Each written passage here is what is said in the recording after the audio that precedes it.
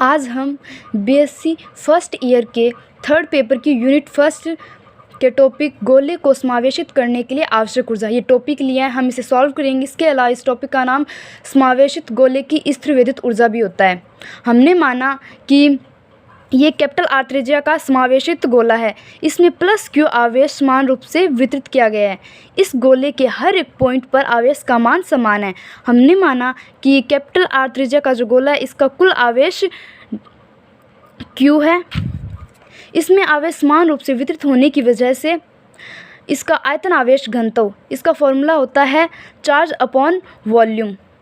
तो इस capital R त्रिज्या का आवेश कैपिटल क्यू है और इस गोले का आयतन 4/3 पाई कैपिटल आर की क्यूब है। इसे हमने मान लिया कि इक्वेशन फर्स्ट है। कैपिटल आर त्रिज्या का जो गोला है इस पर आवेश की मात्रा क्यू है। विद्युत ऊर्जा की गणना के लिए संपूर्ण आवेश क्यू माना कि अनंत पर स्थित है। ये जो कैपिटल क्यू इसमें इसका जो आवेश है ये हमने माना कि ये अनंत पर स्थित है। हमने माना कि अनंत पर तथा अनंत से हम इस आवेश को छोटे छोटे टुकड़ों के रूप में बिंदु P पर स्थानांतरित करेंगे। हम इस आवेश को जो ये अनंत पर स्थित है, अनंत से हम इस आवेश को बिंदु P पर स्थानांतरित करेंगे छोटे छोटे टुकड़ों के रूप में। हमने सबसे पहले अनंत से डेल क्यू आवेश बिंदु P पर स्थानांतरित किया। इस बिंदु P पर कोई आवेश नहीं था, इसलिए कोई इस पर कोई विभव भी नहीं था। जब हमने अनंत से इस पर डेल क्यू आवेश स्थानांतरित किया तो अब हमें इस पर कोई कार्य नहीं करना पड़ेगा, क्योंकि इस पर जो प्रारंभ में जो आवेश था वो शून्य था, इसलिए इस पर हमें डेल क्यू आवेश स्थानांतरित करने पर कोई कार्य नहीं करना पड़ेगा। इसी तरह हम इस पर डेल क्यू आवेश स्थानांतरित करते रहेंगे। जब नेक्स्ट टाइम हम इस पर अनंत से बिंदु P पर डेल क्यू आवेश स्थानांतरित करेंगे तो इस पर पहले से ही डेल क्यू आवेश है। इस वजह से हम जब डेल क्यू आवेश अनंत से इस पर स्थानांतरित करेंगे तो हमें कुछ कार्य करना पड़ेगा। हम इस पर बिंदु P पर डेल क्यू आवेश स्थानांतरित करते रहेंगे जब तक इस पर आवेश स्मॉल q नहीं हो जाता। जब इस बिंदु P पर आवेश का मान स्मॉल q हो जाता है तब हम अनंत से इस पर डेल क्यू आवेश स्थानांतरित करते हैं तो हमें कुछ कार्य करना पड़ता है, परंतु उस कार्य का मान बहुत ही अलग होता है, क्योंकि हम बिंदु P पर जो आवेश ला रहे हैं वो बहुत ही सूक्ष्म है। डेल क्यू आवेश को हम गोले के पृष्ठ पर स्थानांतरित कर रहे हैं। गोले में के एकांक आयतन में आवेश कितना है? Rho is equal capital Q upon 4/3 pi capital R की क्यूब। हमने माना कि जो ये इसके अंदर ये छोटा गोला है इसकी त्रिज्या स्मॉल आर है और इसमें जो आवेश है वो क्यू है। ये स्मॉल आर त्रिज्या का गोला इसमें आवेश स्मॉल क्यू है, तो हम इसके आयतन की गणना करेंगे तो इसमें आयतन इसकी त्रिज्या स्मॉल आर है तो इसका आयतन हो जाएगा 4/3 पाई स्मॉल आर की क्यूब। तो अब आगे देखेंगे कि 4/3 पाई स्मॉल आर की क्यूब आयतन में आवेश। तो हम इसमें जो ये रो का मान है इसे 4/3 पाई स्मॉल आर की क्यूब से इसे मल्टीप्लाई कर देंगे तो इसमें आवेश का मान क्या बच जाएगा? Capital Q into small r की क्यूब अपॉन कैपिटल आर की क्यूब। इसमें 4/3 पाई से कैंसल आउट हो जाएगा। इसे हम समीकरण 2 नाम दे देंगे। आगे हमें डेल क्यू की ज़रूरत पड़ेगी तो हम इसका यहीं पर इंटीग्रेशन कर लेते हैं। So del q is equal q का क्यू हो जाएगा और हम इस आर क्यूब का इंटीग्रेशन कर देंगे 3r² इंटू डेल आर और ये इसके अपॉन में कैपिटल आर की क्यूब आ जाएगा। ये इक्वेशन 3 नाम दे देंगे। जो स्मॉल आर त्रिज्या का गोला है इसमें ये स्मॉल आर त्रिज्या वाला जो गोला है छोटा गोला, इसका विभव हमने माना कि फाई है और वो इसमें इसकी त्रिज्या क्या स्मॉल आर। इस वजह से इस पर जो विभव है फाई वो होगा के क्यू अपॉन स्मॉल आर, क्योंकि इसकी त्रिज्या स्मॉल आर है। हम एकांक आवेश को अनंत से गोले के पृष्ठ पर लाने के लिए हमें जो कार्य करना पड़ेगा वो होगा फाई। इसी प्रकार जब हम डेल क्यू आवेश को गोले के पृष्ठ पर लाएंगे तो जो किया गया कार्य होगा वो फाई इंटू डेल क्यू होगा। हमने माना हमने अभी ज्ञात किया था कि जो किया गया कार्य है वो फाई इंटू डेल क्यू होगा। तो डब कार्य बराबर हम इसका इंटीग्रेशन कर लेंगे। इसकी लिमिट क्या होगी, आवेश क्यू की लिमिट, ये सेंटर पर 0 आवेश हो गया और इसके सरफेस पर मतलब इसका जो कुल आवेश है वो हमने माना था कि इसका जो कुल आवेश है वो कैपिटल क्यू है। तो 0 से कैपिटल क्यू के क्यू अपॉन स्मॉल आर, ये इस जो छोटे वाला गोलक था उसका विभव हो गया और इसे डेल क्यू से हम इंटू कर रहे हैं। इसमें डेल क्यू लिखा है, इसमें डेल क्यू है तो हमने इस डेल क्यू पुट कर दिया यहाँ पर। अब हम इसमें जो क्यू है स्मॉल क्यू वो हमने अभी ज्ञात किया था कि ये जो आवेश है इसका मान capital Q small into small r की क्यूब अपॉन कैपिटल आर की क्यूब है। तो हम उस फॉर्मूले में ये मान पुट कर देंगे और इसके साथ डेल क्यू का मान हमने यहाँ पर ज्ञात किया था capital Q into 3 small r square into d r upon capital R की क्यूब। हम ये दोनों सूत्र उस फॉर्मूले में रख देंगे, कार्य वाले सूत्र में। तो हमने क्यू की जगह वो वैल्यू रख दी और डेल क्यू की जगह भी वो वैल्यू रख दी।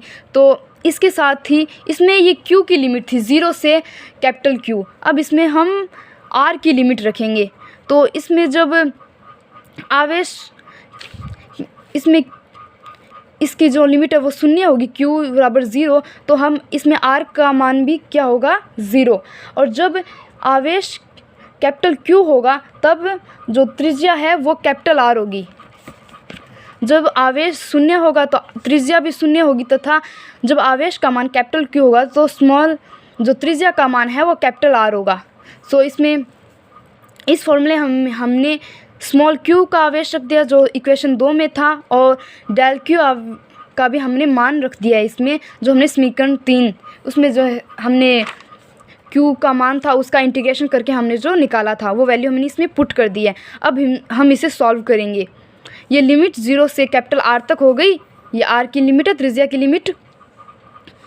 यहाँ पर ये 3 हमने आगे रख दिया, के कैपिटल क्यू की स्क्वायर आर की पावर 4 अपॉन कैपिटल आर की पावर 6, 3 + 3 ये जब आधार समान होते हैं तो घातें जुड़ जाती है आपस में, ये आर की पावर 6 होगी इंटू डी आर।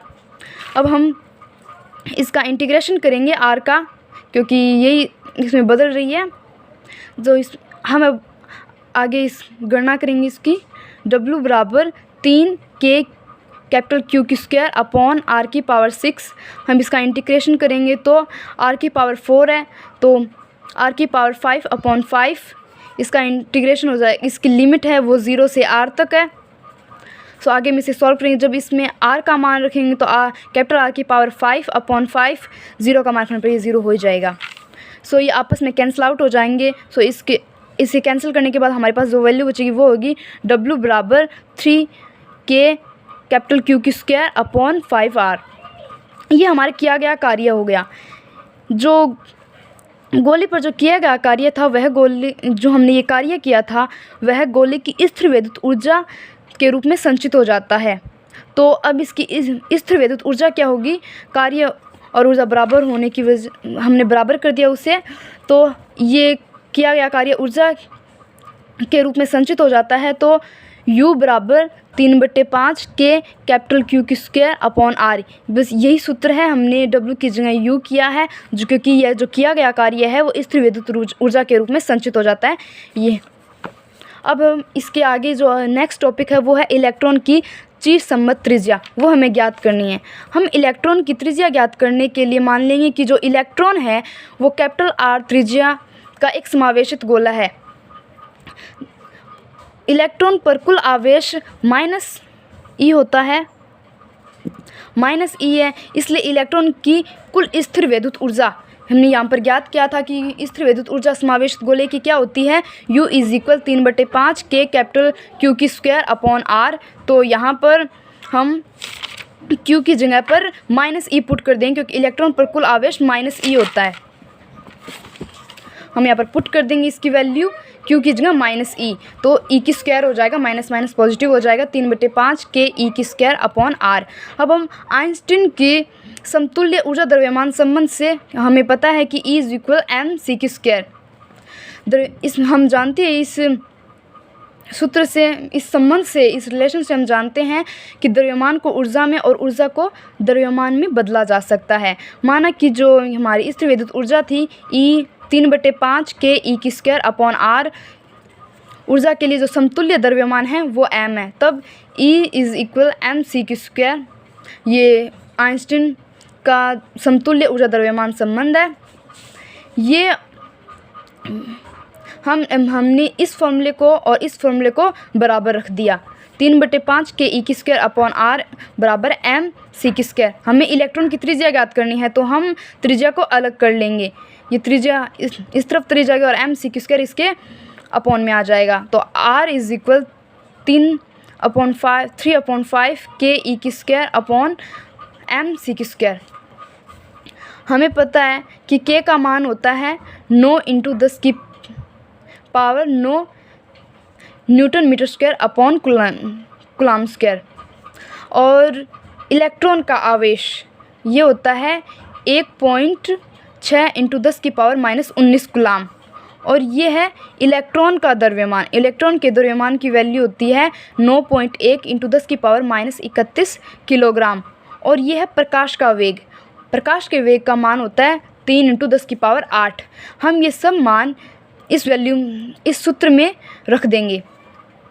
तो 3 × 9 × 10⁹ इंटू ये जो आवेश है, आवेश का मान रख देंगे 1.6 × 10⁻19, इसकी होल स्क्वायर हो जाएगी, अपॉन 5 × 9.1 × 10⁻31 इंटू 3 × 10⁸, इसका होल स्क्वायर। अब जब हम इसको सॉल्व करेंगे तो हमारा मान ये हमें जो वैल्यू मिलेगी इस फॉर्मूले को सॉल्व करने पर वो ये होगी, R = 1.69 × 10⁻15। सो इसे फर्मीमीटर कहते हैं। सो R = 1.69 फर्मी। ये हमारी इलेक्ट्रॉन की चिरसम्मत त्रिज्या है। आज के लिए बस इतना ही।